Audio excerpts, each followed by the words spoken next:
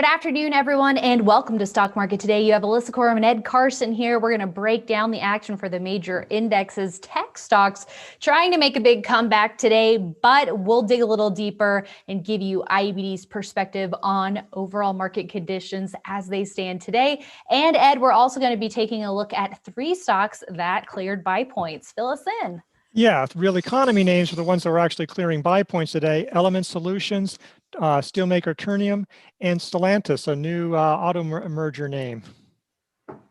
All right, well, great.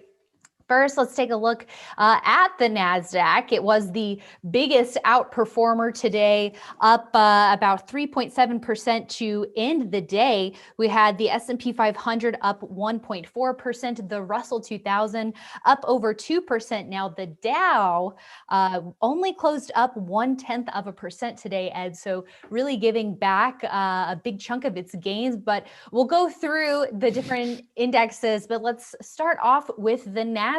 So it was a pretty strong day for tech stocks that have gotten pretty beaten down over the last couple of weeks. Yeah, a lot of selling the last few weeks. Today was a really strong day, but the NASDAQ is only back to its 10-day line. It's only recovered a couple of days. It's still below the 50-day line and the 21-day line.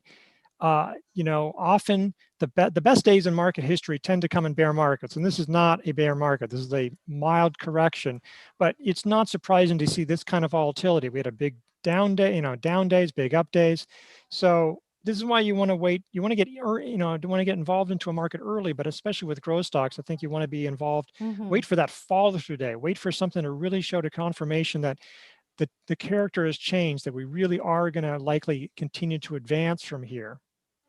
That's right, because it can probably be tempting for some investors to take this one day in isolation and make that be their signal for getting in, but that's not putting the odds in your favor. That's right. Okay, and now let's take a look at, speaking of the Dow, this is the Spider Dow ETF. You can see closing up just 0.1%. So really giving back its gains and not continuing it powerfully into new high ground, which would have been great to see, of course.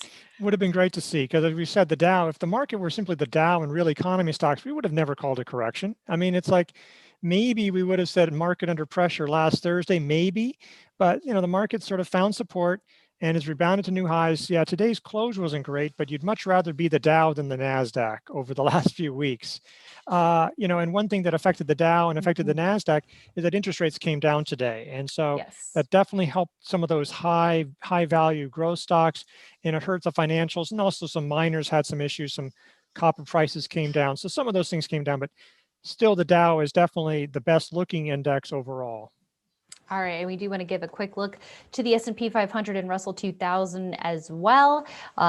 Pretty strong day for the S&P. Maybe something notable here would be to point out that intraday, at least, it did clear a declining tops trend line. What do you think about that aspect? Yeah, it was a nice sign of strength. It also got above, it was just below its 50-day line yesterday, I believe, and got above that. Definitely got above the 21-day line. So there were some signs of strength, that, okay, this is looking better. I mean, but as you say, like got intraday above a trend line, it'd be nice to have a little more strength in basically all these major indexes, the Dow, the S&P, and NASDAQ, and that's where we're waiting for a little bit more. And just really quickly, a check-in on the Russell 2000, up over 2% for the day, was able to hold its 10-week line. It's got tripped up a little bit at its 21-day line yesterday, it looks like, and moving higher today. So this could be another pivotal week here for overall market conditions, but definitely some interesting action that we're continuing to see underneath the surface outside of technology, notably in the chemicals groups. So we have Element Solutions, ticker ESI, closing with a very strong gain today, over 7%. Some nice volume to go along with that, Ed, clearing a buy point here. Yeah, really nice action. Relative strength line at a new high. It's just in a buy zone now. I think it's like about 10, 20 cents from getting above the top of that. Yeah, the volume really strong. It was strong yesterday. A lot of positive signs. Actually, while it's not tech, it is involved in 5G, electric vehicles, AI, smartphones. So if you're going to be a chemicals maker, that's not too, those are Yeah. some pretty nice growth fields as well. And you can see the earnings have come back after falling for a couple of quarters. So there's a lot to like about this one. Tech adjacent. Tech adjacent, that's right. There you go. And we have on the weekly that RS line blue dot, as you're mentioning, the RS line going into new high ground. So the blue dot confirming us for that visually on the chart there. And next, let's take a look at ticker TX. That is Ternium in the steel group.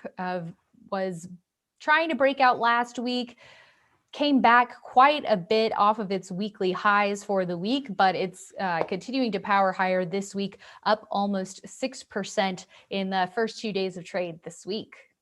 Yeah, and yesterday I closed just a couple of pennies above the buy point again, but came down this morning. So it really did feel like it reclaimed it today, in more substantially.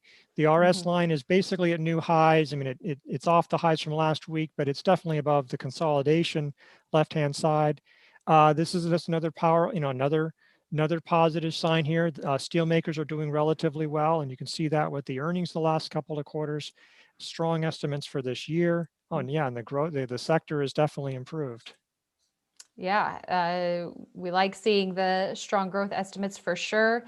And the current quarterly results are behind it. And a lot of blue volume bars. So a lot of big money flowing into the stock, Ed. That's right. All right. And last but not least, no, we are not mistyping Tesla. We are looking at STLA, also in the auto manufacturing group, but this is Stellantis, which has Jeep, Fiat, Dodge, Alfa Romeo, Maserati, among other brands, breaking out today, Ed, gaining over 2.5%. Slightly above average turnover here. Also reported earnings recently, and Stellantis isn't alone when it comes to strength in the automaker group when you're looking at maybe the more traditional automakers. Yeah, GM and Ford have been doing well. They've been rallying. They're around buy points. Volkswagen, VWAGY, that one has flown the last several weeks, well extended. So, I mean, car sales are coming back. Pricing is pretty strong. A lot of these automakers are moving into electric vehicles, and these are just stocks that are doing well right now. And the results are coming back. The last couple of quarters, strong growth seen for the next couple of years. So these are basically growth stocks right now. Yeah, it's definitely, look at this huge move that it had at the end of last year. What do you think about this base structure here, Ed? Well, I mean, it's this is, I mean, there's a little bit of oddness in that, the choppiness, and it was done weaker on the left-hand side, but it tightened up a little bit more on the right-hand side. There's more blue bars happening, and I think it's pretty positive action overall. So I think it's a pretty sound base. All right, good stuff there. Thank you so much for that analysis, Ed. And thank you all for watching. Before we go, Ed, just a quick word. What should investors be thinking about as we will soon be entering the midpoint of the week? Yeah, we're now at the stage where we could see a follow through day. And so you want to look for a powerful rally next, tomorrow or the next several days on one or more of the major indexes, a really strong price gain on higher volume than the day before. That's a follow through day. And so you got to be ready. So build up those watch lists. It's okay if you make pilot positions or small positions in some of these real economy names, because it's like, what are you talking about? You're talking about all these breakouts, because these sectors aren't really in downtrends.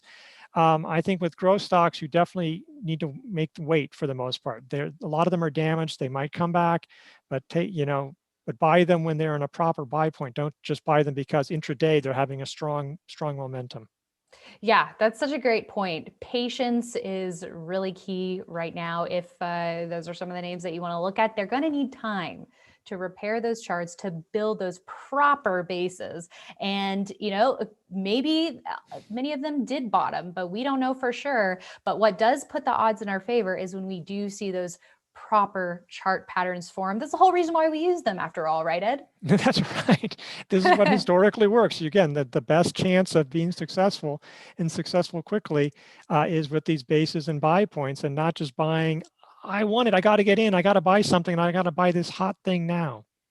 Exactly. All right. Well, IBD is going to be keeping you informed every step of the way in these changing market conditions, what stocks are setting up, and what you should be doing all over investors.com and IBD Live. So make sure you're tuning in for that, investors.com/IBD Live for all the details. Thanks so much, Ed. And thank you all for tuning in. We'll see you back here tomorrow.